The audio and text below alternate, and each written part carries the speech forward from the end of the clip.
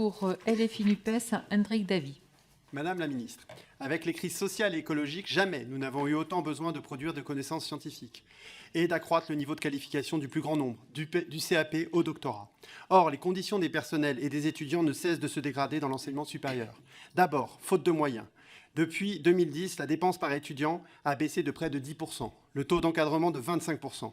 La dépense publique en recherche et développement a aussi baissé de 0,8 à 0,75% du PIB et la précarité étudiante, vous le savez, ne cesse de croître. Selon leurs syndicats, 7 000 étudiants sont sans master et 94 000 n'avaient pas de place en licence en juillet. Il manquerait 150 000 places pour que toutes et tous puissent poursuivre leurs études.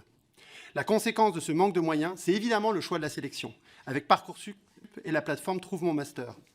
Les familles passent leur nuit à essayer de trouver une formation adéquate pour leurs enfants. Et les étudiants, évidemment, se tournent de plus en plus vers des établissements privés. Plus de 10% en un an, c'est énorme.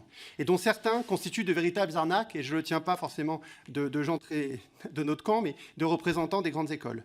Avec la même logique bureaucratique, les enseignants-chercheurs perdent leur temps à chercher des financements. Cette logique du financement sur projet et de diplômes à la carte conduit à une compétition de plus en plus féroce entre chercheurs, entre étudiants, entre unités de recherche et entre universités, avec la souffrance, imaginez-vous, qui va avec. Madame la ministre, allez-vous entendre enfin les personnels et les étudiants qui se sont massivement mobilisés contre la loi pour la recherche?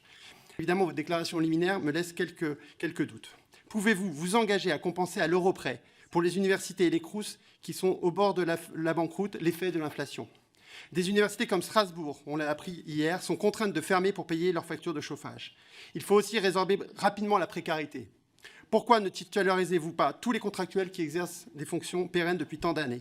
Et enfin, pourquoi ne pas abroger la LPR et redonner du souffle à l'université avec un vrai plan pluriannuel d'emploi et l'université gratuite avec des allocations d'autonomie pour en finir réellement avec la précarité étudiante?